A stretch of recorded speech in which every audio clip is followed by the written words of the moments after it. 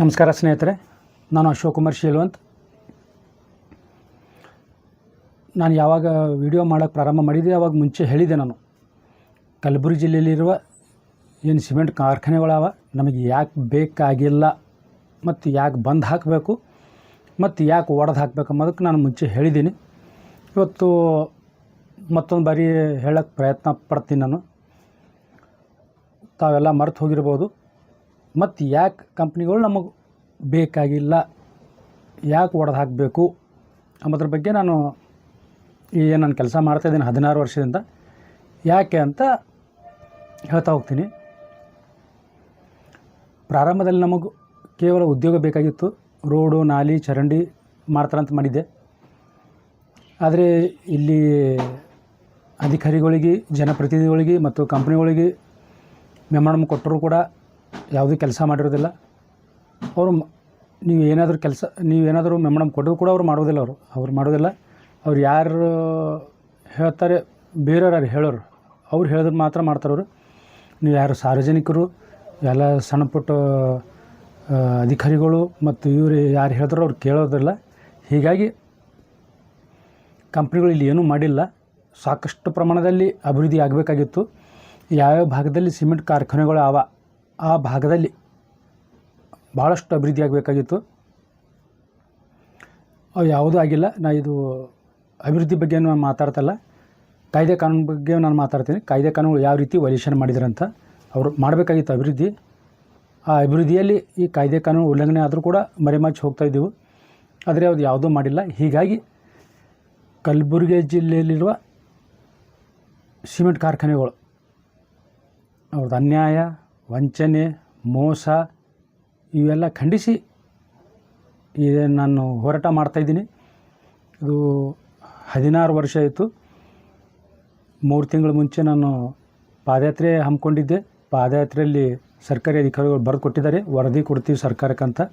ಹೀಗಾಗಿ ನಾನು ಯಾವುದೂ ಧರಣಿ ಸತ್ಯಾಗ್ರಹ ಅಲ್ಲಿ ಪಾದಯಾತ್ರೆಯಲ್ಲಿ ಹಮ್ಮಿಕೊಳ್ತಾ ಇಲ್ಲ. ಈಗ ಇನ್ನೊಂದು ತಿಂಗಳು ಟೈಮ್ ಉಳಿದಿದೆ. ಮುಂದಿನ ತಿಂಗಳು ಆಗಸ್ಟ್ 28ನೇ ತಾರೀಕು ಪಾದಯಾತ್ರೆ ಮುಖಾಂತರ ಮತ್ತು ನಾನು ಜಿಲ್ಲಾಧಿಕಾರಿ ಕಚೇರಿಗೆ ಹೋಗ್ತಾಯಿದ್ದೀನಿ. ಅದರ ಬಗ್ಗೆ ಮತ್ತೆ ವಿಡಿಯೋ ಮಾಡ್ತೀನಿ ನಾನು. ಇವಾಗ ಕಂಪ್ನಿಗಳು ಯಾಕೆ ಬೇಡ, ನಮಗೆ ಯಾಕೆ ಒಡೆದು ಹಾಕಬೇಕು, ಯಾಕೆ ಕಂಪ್ನಿಗಳ ಮೇಲೆ ಇಷ್ಟು ಸಿಟ್ಟು ಅಂಬೋದಕ್ಕೆ ಬಗ್ಗೆ ಕ್ಲಾರಿಫಿಕೇಷನ್ ಕೊಡ್ತಾ ಹೋಗ್ತೀನಿ ನಾನು. ನೋಡಿ ಸ್ನೇಹಿತರೆ, ಇದು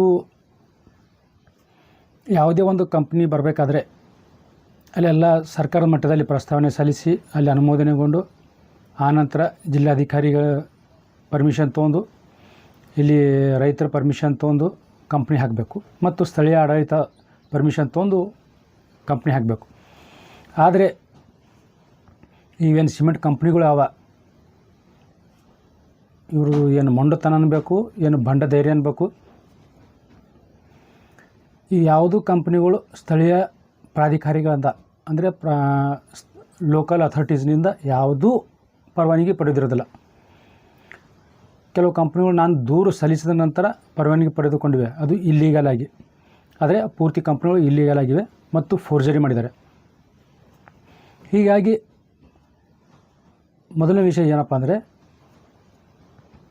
ಏನು ಕಂಪ್ನಿಗಳು ಬರ್ತಾವೆ, ರೈತರಿಂದ ಫಲವತ್ತಾದ ಕೃಷಿ ಜಮೀನು ಪಡ್ಕೊಂಡಿವೆ ಕಡಿಮೆ ಮೊತ್ತದಲ್ಲಿ, ಕಡಿಮೆ ದರದಲ್ಲಿ. ಅವ್ರಿಗೆ ಭೂಮಿಗೆ ತಕ್ಕ ಬೆಲೆ ನೀಡಿರುವುದಿಲ್ಲ.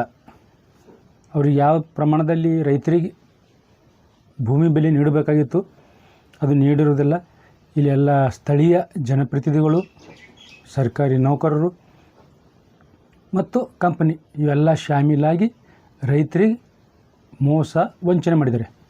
ಹೀಗಾಗಿ ರೈತರಿಂದ ಇದು ಕಬಳಿಕೆ ಅಂತ ಅನ್ಬೇಕಾಗ್ತದೆ.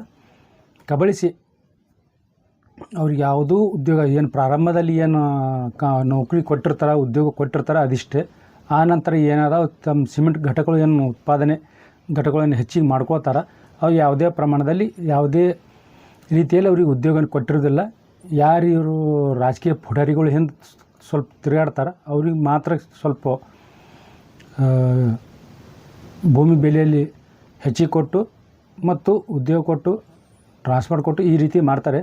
ಅದು ಕೆಲವರು ಮಾತ್ರ, ಬೆರಳೆಣಿಕೆಯಷ್ಟು ಮಾತ್ರ. ಉಳಿದವರು ಯಾರು ರೈತರಂತರೂ, ಬಡ ರೈತರಂತರೂ ಸತ್ಯ ಹೋಗಬೇಕು. ಹೀಗಾಗಿ ಇದು ಒಂದು ಕಡೆ. ಆದರೆ ಅವ್ರಿಗೆ ಉದ್ಯೋಗ ನೀಡೋದಿಲ್ಲ, ಪೂರ್ತಿ ಆ ಫ್ಯಾಮಿಲಿ ಪೂರ್ತಿ ನಿರ್ಗತಿಕರಾಗಿ ಮಾಡ್ತಾರೆ ಇವರು. ರಾಷ್ಟ್ರೀಯ ಎಲ್ಲ ಕಂಪ್ನಿಗಳು ಮಾಡಿವೆ. ಮತ್ತು ಉದ್ಯೋಗ ಬದಲಾಗಿ ಅಂತೂ ದುಡ್ಡು ಕೊಟ್ಟು ನೆತ್ತಿ ಬಡ್ದು ಕಳಿಸ್ಬಿಟ್ಟಿದ್ದಾರೆ ಅವರು.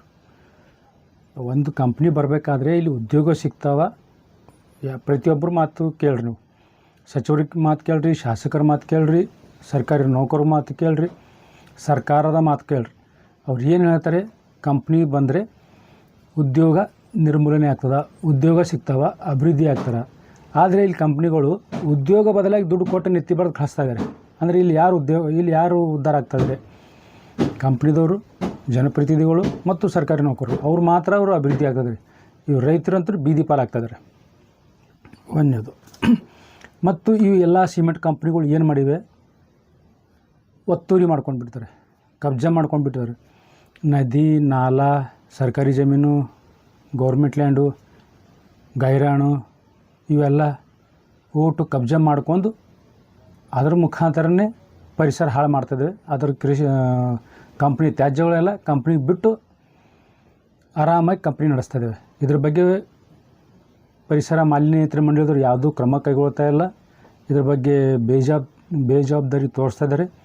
ಯಾವುದೂ ರಿಪೋರ್ಟ್ ಕೊಡ್ತಾ ಇಲ್ಲ, ಯಾವುದು ನೋಟಿಸ್ ಕೊಡ್ತಾ ಇಲ್ಲ. ಯಾವ ಕಂಪ್ನಿಗಳು ಬಂದ್ ಹಾಕಿಲ್ಲ. ಅವರು ಸಾಕಷ್ಟು ಅವ್ರ ಹತ್ರ ಅಧಿಕಾರ ಇದ್ದರೂ ಕೂಡ ಚಲಾಯಿಸ್ತಾ ಇಲ್ಲ.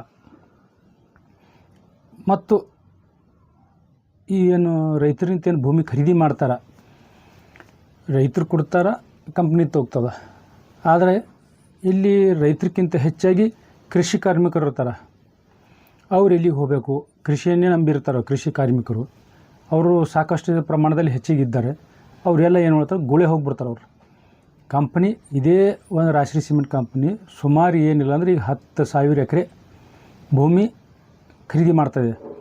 ಈಗಾಗಲೇ ರಾಷ್ಟ್ರೀಯ ಸಿಮೆಂಟ್ ಕಂಪ್ನಿ 3,500 ಎಕರೆ ಖರೀದಿ ಮಾಡಿದೆ, ಬಳಕೆ ಮಾಡಿಕೊಂಡಿಲ್ಲ, ಹಾಗೇ ಬಿಟ್ಟಿದೆ. ಅಲ್ಲಿ ಎಷ್ಟು ಕೃಷಿ ಕಾರ್ಮಿಕರು ಗುಳೆ ಹೋಗ್ತಾರೆ. ದಿಗ್ಗಾಂವ್ ಗ್ರಾಮಸ್ಥರು, ಓಡ್ಗಿ, ಹಂಗನಹಳ್ಳಿ, ಮಳಖೇಡ್ ಈ ರೀತಿ ಎಲ್ಲ ಕೃಷಿ ಕಾರ್ಮಿಕರಿಗೆ ಬೆಲೆ ಇಲ್ಲದಂತಾಗಿದೆ. ಅವರೆಲ್ಲರೂ ಏನು ಮಾಡ್ತಾಯಿದ್ದಾರೆ, ಬಾಂಬೆ, ಪೂನಾ, ಬೆಂಗಳೂರು ಅಂತಿಕೊಂಡು ಗುಳೆ ಹೋಗ್ತಾಯಿದ್ದಾರೆ. ಅವ್ರಿಗೆ ಯಾವುದೂ ಕೆಲಸ ಇರುವುದಿಲ್ಲ.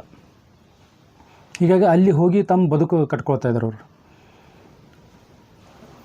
ನಂತರ ಇವ್ರೇನು ಅವಶ್ಯಕತೆಗಿಂತ ಅಧಿಕ ಭೂಮಿ ಎಲ್ಲ ಕಂಪ್ನಿಗಳು ಏನು ಮಾಡಿದ್ದಾವೆ, ಕಡಿಮೆ ಮೊತ್ತದಲ್ಲಿ ರೈತರಿಂದ ಭೂಮಿ ಖರೀದಿ ಮಾಡಿ ಅವಶ್ಯಕತೆಗಿಂತ ಅಧಿಕ ಸುಮ್ಮನೆ 1,000 ಎಕರೆ 2,000 ಎಕರೆ ಪಡಾವ ಹಾಕಿದ್ದಾರೆ. ಯಾವುದೂ ಯೂಸ್ ಮಾಡ್ಕೋತಾ ಇಲ್ಲ. ಸರ್ಕಾರದ ಆದೇಶ ಇದೆ, ನಡವಳಿ ಇದೆ, ಅಧಿಸೂಚನೆ ಇದೆ. 2 ವರ್ಷದಲ್ಲಿ ಬಳಕೆ ಮಾಡ್ಕೊಳ್ಬೇಕಂತ ತಿಳ್ಕೊಂಡು, ಒಂದು ವೇಳೆ 2 ವರ್ಷ ಬಳಕೆ ಮಾಡ್ಕೊಳ್ಳಿಲ್ಲ ಅಂದ್ರೆ ಮುಟ್ಟುಗೋಲು ಹಾಕ್ತೀವಂತ. ಆದ್ರೆ ಇನ್ನವರೆಗೂ ಆ ಎಲ್ಲ ಒಂದೊಂದು ಕಂಪ್ನಿ 3,000 ಎಕರೆ 4,000 ಎಕರೆ ಭೂಮಿ ಹೊಂದಿವೆ. ಹೀಗಾಗಿ ಅವಶ್ಯಕತೆಗಿಂತ ಅಧಿಕ ಸಿಮೆಂಟ್ ಕಂಪ್ನಿಗಳು ಕೃಷಿ ಭೂಮಿಯನ್ನು ಖರೀದಿ ಮಾಡ್ತಾಯಿದ್ದಾವೆ, ಸರ್ಕಾರಿ ಜಮೀನು ಖರೀದಿ ಮಾಡ್ತಾಯಿದ್ದಾವೆ, ಇವು ನದಿ ನಾಲೆಗಳೆಲ್ಲ ಕಬ್ಜಾ ಮಾಡ್ತಾಯಿದ್ದಾವೆ. ಹೀಗಾಗಿ ಇವೇನು 2 ವರ್ಷಕ್ಕಿಂತ ಹೆಚ್ಚಿಗೆ ಬಳಕೆ ಮಾಡಿಕೊಂಡಿಲ್ಲ, ಆ ಎಲ್ಲ ಭೂಮಿ ತಿರುಗಿ ಮತ್ತೆ ರೈತರಿಗೆ ವಾಪಸ್ ಕೊಡಬೇಕು. ಮತ್ತು ಏನು ರೈತರು ಭೂಮಿ ಕಳ್ಕೊಂಡಿರ್ತಾರೆ ಅವ್ರಿಗೆ ಯಾವುದೇ ಉದ್ಯೋಗ ನೀಡಿರೋದಿಲ್ಲ. ಅವರೆಲ್ಲ ಬೀದಿ ಪಾಲಾಗಿದ್ದಾರೆ.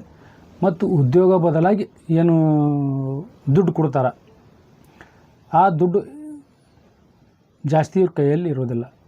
ಹೀಗಾಗಿ ಕಡಿಮೆ ಭೂಮಿ ಹೊಂದಿದ ರೈತರಿಗೆ ಕಡಿಮೆ ದುಡ್ಡು ಸಿಗ್ತದೆ, ಹೆಚ್ಚಿಗೆ ಭೂಮಿ ಹೊಂದಿದವರಿಗೆ ಹೆಚ್ಚಿಗೆ ರೊಕ್ಕ ಸಿಗ್ತವೆ. ಹೀಗಾಗಿ ಇಲ್ಲಿ ತಾರತಮ್ಯ ಆಗ್ತದೆ. ಹೀಗಾಗಿ ಇಲ್ಲಿ ಉದ್ಯೋಗ ಕೊಡಬೇಕಾಗಿತ್ತು. ಪ್ರತಿ ಸರ್ವೆ ನಂಬರ್ ಆಗಲಿ ಅಥವಾ ಇಂತಿಷ್ಟು ಎಕರೆಗಾಗಲಿ ಒಂದು ಉದ್ಯೋಗ ಕೊಡಬೇಕಾಗಿತ್ತು. ಯಾವುದೂ ಉದ್ಯೋಗ ಕೊಡ್ತಾಯಿಲ್ಲ. ಯಾವ ಸಿಮೆಂಟ್ ಕಂಪ್ನಿಗಳು ಉದ್ಯೋಗ ಕೊಡ್ತಾಯಿಲ್ಲ. ಕೊಟ್ಟರೆ ಅದಕ್ಕೆ ತಕ್ಕಂತೆ ಸಂಬಳ ಕೊಡ್ತಾಯಿಲ್ಲ. ರಾತ್ರಿ ಹಗಲಮ್ಮದು ದುಡಿಸ್ಕೋತಾ ಇದ್ದಾರೆ. ಅವರಾಗೆ ಬಿಟ್ಟು ಹೋಗಬೇಕು ರೈತರ ಮಕ್ಕಳು ತಾವಾಗೆ ಬಿಟ್ಟು ಹೋಗ್ಬೇಕಂತ ತಿಳ್ಕೊಂಡು ಆ ರೀತಿ ವಾತಾವರಣ ಸೃಷ್ಟಿ ಮಾಡಿದ್ದಾರೆ. ನಂತರ ಇದು ಕೃಷಿಗೆ ಸಂಬಂಧಪಟ್ಟಿದ್ದಾಯಿತು, ಕೃಷಿ ಭೂಮಿಗೆ ಸಂಬಂಧಪಟ್ಟಿದ್ದಾಯಿತು, ರೈತರಿಗೆ ಸಂಬಂಧಪಟ್ಟಿದ್ದಾಯಿತು. ಇನ್ನು ಮುಂದೆ ಪಂಚಾಯತ್ ರಾಜ್ ಪ್ರಕಾರ ಈ ಏನು ಸಿಮೆಂಟ್ ಕಂಪ್ನಿಗಳು ಬರ್ತಾವೆ, ಗ್ರಾಮ ಪಂಚಾಯತ್ ಮಟ್ಟದಲ್ಲಿ ಗ್ರಾಮ ಪಂಚಾಯತಿ ಪರವಾನಗಿ ಇಲ್ಲದೆ ನಿರ್ಮಾಣ ಆಗಿವೆ. ಎಲ್ಲ ಕಂಪ್ನಿಗಳು ಇಲ್ಲೀಗಲ್ ಆಗಿವೆ. ಈ ಎಲ್ಲ ಕಂಪ್ನಿಗಳು ಲೋಕಲ್ ಅಥಾರಿಟಿಯಿಂದ ಅಂದರೆ ಗ್ರಾಮ ಪಂಚಾಯತ್ ಆದರೆ ಗ್ರಾಮ ಪಂಚಾಯತು, ಮುನ್ಸಿಪಾಲ್ಟಿ ಆದರೆ ಮುನ್ಸಿಪಾಲ್ಟಿ ನಗರಸಭೆ ಆದರೆ ನಗರಸಭೆ ಅಲ್ಲಿಂದ ಕಡ್ಡಾಯವಾಗಿ ಪರವಾನಗಿ, ಕಟ್ಟಡ ಪರವಾನಗಿ ಮತ್ತು ಯಂತ್ರೋಪಸ್ಥಾಪನೆ ಪರವಾನಗಿ ಪಡಿಬೇಕು. ಇದು ಯಾವುದೂ ಪಡೆದಿರೋದಿಲ್ಲ. ಮತ್ತು ನಾನು ದೂರು ಸಲ್ಲಿಸಿದ ನಂತರ ಪಡೆದಂಗೆ ಬಿಂಬಿಸ್ತಾ ಇದ್ದಾರೆ. ಇವೆಲ್ಲ ಕಾನೂನು ಬಾಹಿರ ಚಟುವಟಿಕೆಯಲ್ಲಿ ಕೈಗೊಂಡಿದ್ದಾರೆ ಇವರು ಕಂಪ್ನಿದವರು. ಯಾವುದು ಅದು ಒಂದು ಫೀಸ್ ಇರ್ತದೆ, ಫೀಸ್ ಸ್ಟ್ರಕ್ಚರ್ ಇರ್ತದೆ, ಫೀಸ್ ತುಂಬಬೇಕು, NOC ಇರ್ತದೆ, NOC ಫೀಸ್ ತುಂಬಬೇಕು. ಸಾಕಷ್ಟು ಪ್ರಮಾಣದಲ್ಲಿ ಅದು ಫೀಸು ಸಂದಾಯ ಮಾಡಬೇಕಾಗಿತ್ತು, ಸಂದಾಯ ಮಾಡಿರೋದಿಲ್ಲ. ಹೀಗಾಗಿ ಎಲ್ಲ ಕಂಪ್ನಿಗಳು ಇಲ್ಲೀಗಲ್ ಆಗಿವೆ. ಮತ್ತು ತೆರಿಗೆ, ಆಸ್ತಿ ತೆರಿಗೆ ಸಂದಾಯ ಮಾಡಬೇಕಾಯ್ತು. ವೈಜ್ಞಾನಿಕವಾಗಿ ಎಲ್ಲ ಸಿಮೆಂಟ್ ಕಂಪ್ನಿಗಳು ಆಸ್ತಿ ತೆರಿಗೆ ಸಂದಾಯ ಮಾಡಬೇಕಾಗಿತ್ತು. ವೈಜ್ಞಾನಿಕವಾಗಿ ತೆರಿಗೆ ಸಂದಾಯ ಮಾಡದೆ, ವೈಜ್ಞಾನಿಕವಾಗಿ ಆಸ್ತಿ ತೆರಿಗೆ ಪರಿಷ್ಕರಣೆ ಮಾಡದೆ ಮನಸ್ಸಿಗೆ ಬಂದಂಗೆ ಟ್ಯಾಕ್ಸ್ ವಸೂಲು ಮಾಡ್ತಾಯಿದ್ದಾರೆ. ಇದು ಕಂಪ್ನಿಗೆ ಅನುಕೂಲ ಮಾಡಿಕೊಡ್ತಾಯಿದ್ದಾರೆ. ರಾಜಕಾರಣಿಗಳು ಮತ್ತು ಅಧಿಕಾರಿಗಳು ಏನದ ಕಂಪ್ನಿಗಳಿಗೆ ಅನುಕೂಲ ಮಾಡಿಕೊಡ್ತಾಯಿದ್ದಾರೆ. ಮತ್ತು CSR ನಿಧಿ 2% ಗ್ರಾಮ ಮಟ್ಟದಲ್ಲಿ ಬಳಕೆ ಮಾಡ್ಕೋಬೇಕಂತದ. ಅವರು ಖರ್ಚು ಮಾಡಬೇಕು. ಅವರು CSR ಕಾರ್ಪೊರೇಟ್ ಸೋಷಿಯಲ್ ರೆಸ್ಪಾನ್ಸಿಬಿಲಿಟಿ ಅಂತ ಇರ್ತದೆ. ಅದು ಅವರು ಗ್ರಾಮಗಳಲ್ಲಿ ಅಭಿವೃದ್ಧಿ ಕೆಲಸ ಮಾಡಬೇಕಾಗಿತ್ತು, ಪರಿಸರ ಕುರಿತ ಕೆಲಸ ಮಾಡಬೇಕಾಗಿತ್ತು, ಶಾಲೆಯ ಕೋಣೆಗಳು ನಿರ್ಮಾಣ ಮಾಡಬೇಕಾಗಿತ್ತು, ಕ್ರೀಡಾಂಗಣ ನಿರ್ಮಾಣ ಮಾಡಬೇಕಾಗಿತ್ತು. ಹಲವು ಸಾಕಷ್ಟು CSRನಲ್ಲಿ ಸಾಕಷ್ಟು ಕೆಲಸಗಳು ಮಾಡಬೇಕಾಗಿತ್ತು. ಆ CSR ನಿಧಿ ಬಳಕೆ ಮಾಡಿಕೊಂಡಿರೋದಿಲ್ಲ. ಎಲ್ಲೋ 1-2 ರೋಡು ಮಾಡಿ ಅದೇ CSR ಅಂತ ಹೇಳಿಬಿಡ್ತಾರೆ. ಮತ್ತು ಶಾಲಾ ಕಾಲೇಜುಗಳಿಗೆ ಅಲ್ಲೆಲ್ಲ ಗಂಗಾಳ ಚಂಬು ಕೊಟ್ಟು CSR ಅಂತ ಹೇಳಿಬಿಡ್ತಾರೆ. ಹೀಗಾಗಿ ಸಾಕಷ್ಟು ಪ್ರಮಾಣದಲ್ಲಿ ಕೆಲಸ ಮಾಡಬೇಕಾಗಿತ್ತು ಸಿಮೆಂಟ್ ಕಂಪ್ನಿಗಳು. ಯಾವುದೂ CSR ಅನುದಾನದಲ್ಲಿ ಕೆಲಸ ಮಾಡ್ತಾಯಿಲ್ಲ. ಮತ್ತು ಇದು ಏನು ಮೇಲ್ವಿಚಾರಣೆ ಮಾಡಬೇಕು ಜಿಲ್ಲಾಧಿಕಾರಿಗಳು ಮತ್ತು ಜಿಲ್ಲಾ ಪಂಚಾಯತ್ ZPC ಅವರು ಮತ್ತು ಜನಪ್ರತಿನಿಧಿಗಳು, ಶಾಸಕರು, ಸಚಿವರುಗಳು ಇದೇನು ನಿಗಾ ವಹಿಸಬೇಕಾಗಿತ್ತು ಅವ್ರು ಯಾರೂ ನಿಗಾ ವಹಿಸಿರೋದಿಲ್ಲ. ಈ ಹಣ ಎಲ್ಲಿಗೆ ಹೋಗ್ತಾಯಿದೆ? 2% ಹಣ ಏನು ಸಿಮೆಂಟ್ ಕಂಪ್ನಿಗಳು ಏನು 2% ಹಣ ಇದೆ, ಅವು ಯಾರು ಜೇಬು ಸೇರ್ತವೆ? ಮತ್ತು ಏನು ಲೇಬರ್ ಸೆಸ್ ಅಂತ ಬರ್ತದೆ ಎಲ್ಲ ಕಂಪ್ನಿ ಏನು ಕನ್ಸ್ಟ್ರಕ್ಷನ್ ಪರ್ಮಿಷನ್ ತೊಗೋತಾರೆ, ಅವಾಗ 1% ಲೇಬರ್ಸ್ ಅವ್ರ ಟೋಟಲ್ ಅಮೌಂಟ್ ಏನು ಮೂಲ ಬಂಡವಾಳ ಇರ್ತದೆ ಅದ್ರದ್ದು 1%. ಅಂದರೆ ಒಂದು ಕಂಪ್ನಿ ಏನಿಲ್ಲ ಅಂದ್ರೆ 10 ಕೋಟಿ, 20 ಕೋಟಿ, 30 ಕೋಟಿ ಈ ಥರ ಅಲ್ಲಿ ಲೋಕಲ್ ಅಥಾರಿಟಿ ಅಂದರೆ ಪಂಚಾಯತಿ, ಮುನ್ಸಿಪಾಲ್ಟಿ, ನಗರಸಭೆ ಎಲ್ಲಿ ಯಾವ ಪರವಾನಗಿ ತೊಗೋಬೇಕಾಗಿತ್ತು ಅಲ್ಲಿ ಕಟ್ಟಬೇಕಾಗಿತ್ತು. ಇವರು ಪರವಾನಗಿನೇ ಇರೋದಿಲ್ಲ. ಇವ್ರದ್ದು ಪರವಾನಗಿ ಫೀಸು ಬೇರೆ, ಅದು 3% ಇರ್ತದೆ. ಇದು 1% ಲೇಬರ್ ಸೆಸ್ ಅಂಬೋದು 1% ಇರ್ತದೆ. ಆ 3%ನೂ ಕಟ್ಟಿಲ್ಲ, ಇದು 1%ನೂ ಕಟ್ಟಿಲ್ಲ. ಅಂದರೆ ಎಕ್ಸಾಂಪಲ್ ಆಗಿ ಹೇಳ್ತೀನಿ, ರಾಶಿ ಸಿಮೆಂಟ್ ಕಂಪ್ನಿದು 3,000 ಕೋಟಿ ಪ್ರಾಜೆಕ್ಟ್ ಇದೆ 4ನೇ ಘಟಕದ್ದು.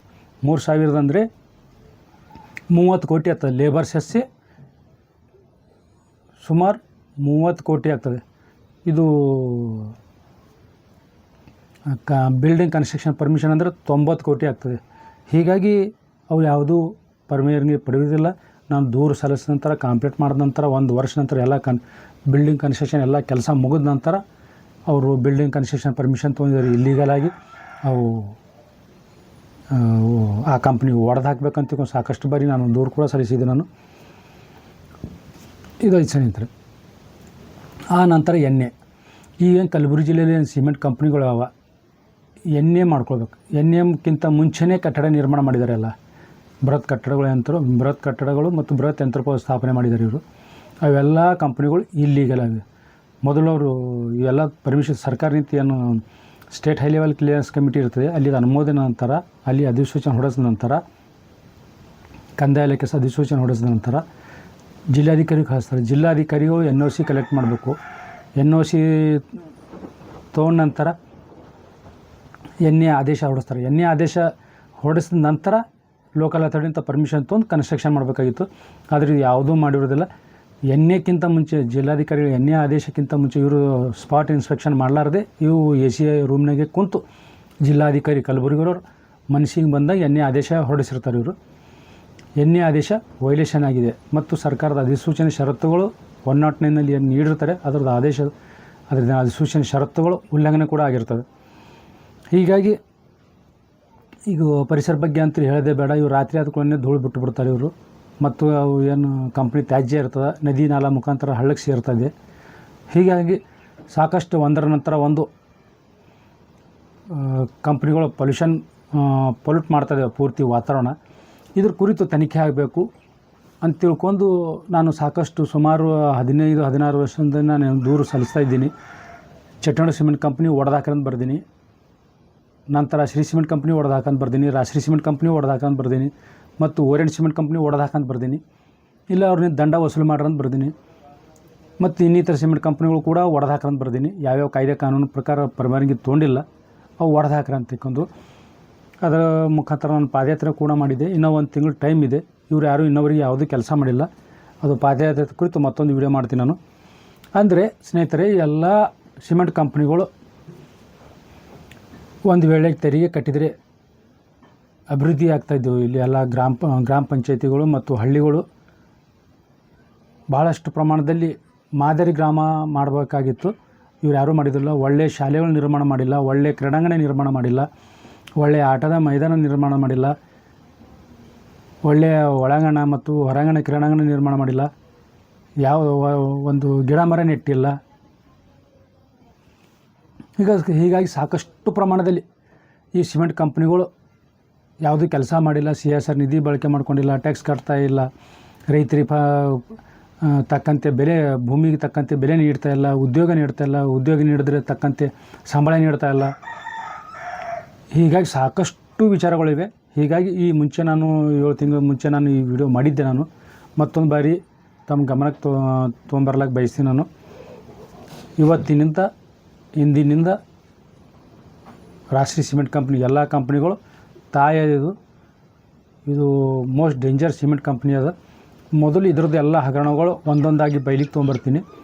ಎಲ್ಲ ಸಿಮೆಂಟ್ ಕಂಪ್ನಿ ಕೂಡ ಇದೇ ಇದೆ. ಮತ್ತು ತಮ್ಮ ಪಂಚಾಯತಿ ವ್ಯಾಪ್ತಿಯಲ್ಲಿ ತಮ್ಮ ಗ್ರಾಮದಲ್ಲಿ ನೋಡಿರಿ, ಈ ಕಂಪ್ನಿಗಳು ಕೂಡ ಇದೇ ರೀತಿ ವೈಲೇಷನ್ ಮಾಡಿದವ ಏನಿಲ್ಲ ಅಂತ ತಿಳ್ಕೊಂಡು ಇದು ನಾನು ಮತ್ತೊಮ್ಮೆ ಎಲ್ಲ ಕಂಪ್ನಿಗಳ ಬಗ್ಗೆ ಹೇಳಿದೆ. ನಾನು ಎಲ್ಲ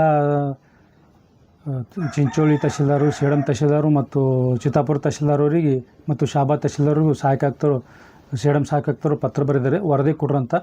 ಅದು ವರದಿ ಬರುವವರೆಗೂ ನೋಡೋಣ.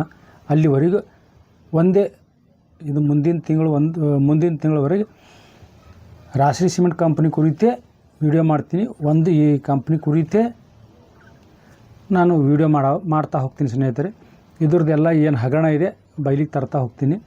ಯಾವ ರೀತಿ ಈ ಕಂಪ್ನಿ ಮೋಸ ವಂಚನೆ ಮಾಡಿದೆ, ರೈತರಿಗೆ ಮೋಸ ವಂಚನೆ ಮಾಡಿದೆ, ಸ್ಥಳೀಯರಿಗೆ ಮೋಸ ವಂಚನೆ ಮಾಡಿದೆ, ಯಾಕೆ ಹೊಡೆದಾಕ್ಬೇಕಂಬೋದಕ್ಕೂ ಇದು ಒಂದು ಸಣ್ಣ ವಿಡಿಯೋ ಸ್ನೇಹಿತರೆ.